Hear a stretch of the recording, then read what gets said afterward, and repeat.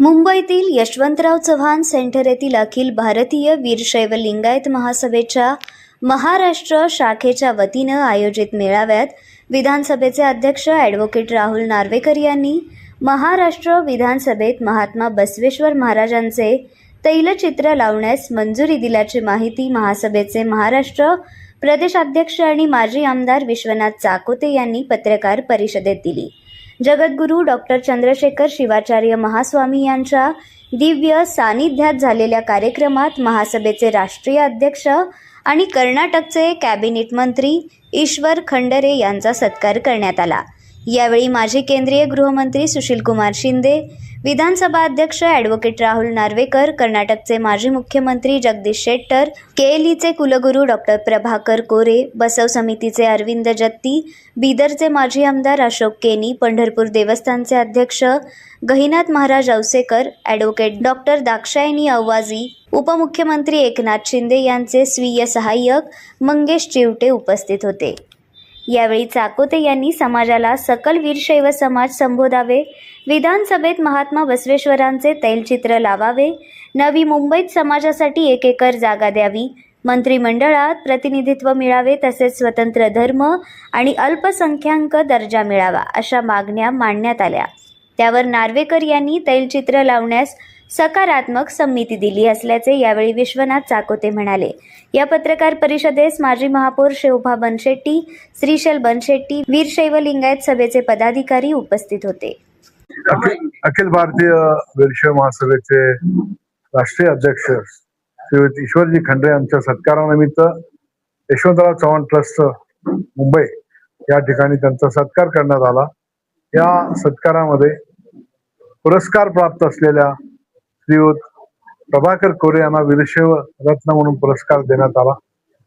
त्याचप्रमाणे अरविंदजी जत्ती साहेब बसव सेंटरचे अध्यक्ष, त्यांना वीरशैव बसवरत्न हा पुरस्कार देण्यात आला. त्याचप्रमाणे गणिनाथ महाराज औसेकरजी यांना विठ्ठल रत्न पुरस्कार देण्यात आला. कर्नाटकचे माजी मंत्री आणि माजी मुख्यमंत्री श्री जगदीशजी शेट्टर साहेब यांना त्या ठिकाणी वीरशैव भूषण देण्यात आला. त्याचप्रमाणे पंचाचार्य रत्न म्हणून श्री अशोकजी केनी साहेबांना त्या ठिकाणी सत्कार करण्यात आला. कर्नाटकच्या माताश्री आणि गुलबर्गाच्या युनिव्हर्सिटीच्या व्हाईस चान्सलर आदरणीय दाक्षायणीताई यांना, परमपूज्य दाक्षायणीताई आव्हाना त्या ठिकाणी अक्क महादेव पुरस्कार देण्यात आला आणि मंगेश चिवटे यांना त्या ठिकाणी वीरशैव आरोग्य रत्न असा पुरस्कार त्या ठिकाणी देऊन सत्कार करण्यात आला.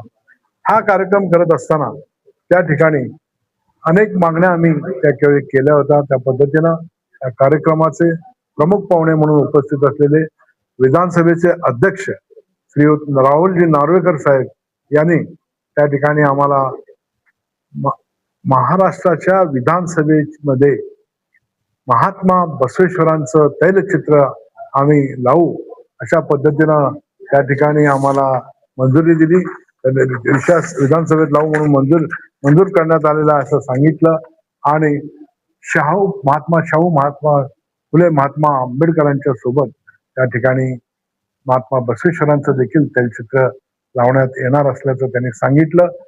त्या दुसरी मागणी आम्ही केली होती की महाराष्ट्राच्या विधानसभेमध्ये आज महाराष्ट्रामध्ये जवळजवळ 80 लाखाच्या वर वीरशैवांची संख्या असताना आम्हाला प्रतिनिधित्व त्या ठिकाणी मिळालं नाही असं सांगितलं होतं.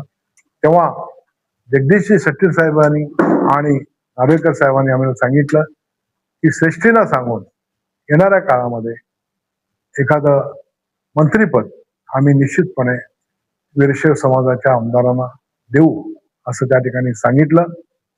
तदनंतर या मुंबईमध्ये त्या ठिकाणी विविध प्रांतातून, विविध विभागातून या ठिकाणी लोक येत असतात कामाकरता, अनेक गोष्टी करता. तर त्यांना निवासासाठी सोय व्हावी याकरता नवी मुंबई येथे 1 एकर जागा त्या ठिकाणी आम्ही घेतलेली आहे. आणि आमचे अध्यक्ष श्री ईश्वरजी खंडरे साहेबांच्या नेतृत्वाखाली लवकरच त्या ठिकाणी जवळजवळ 450 खोल्या त्या ठिकाणी बांधण्यात येणार आहे. आणि म्हणून त्या ठिकाणी ही तिसरी मागणी आमची त्या ठिकाणी मंजूर झालेली आहे. अशा पद्धतीने काम करत असताना संपूर्ण देशामध्ये वीरशैव समाज हा मोठ्या संख्येने आहे. या वीरशैव समाजाला स्वतंत्र धर्माची मान्यता मिळाली पाहिजे.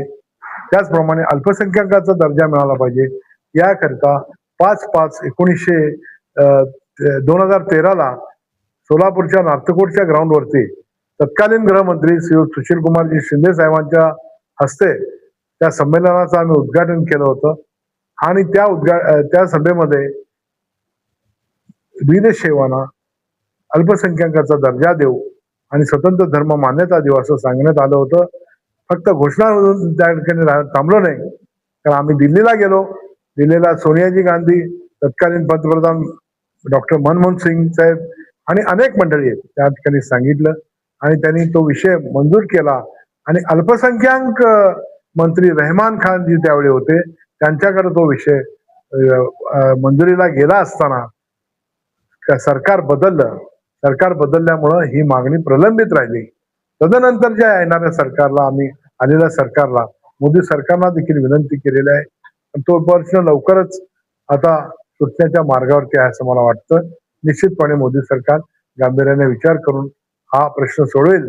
आणि सध्या महाराष्ट्रामध्ये सकल लिंगायत समाज, जो कोणी काही जण हिंदू लिंगायत लिहिलं असेल,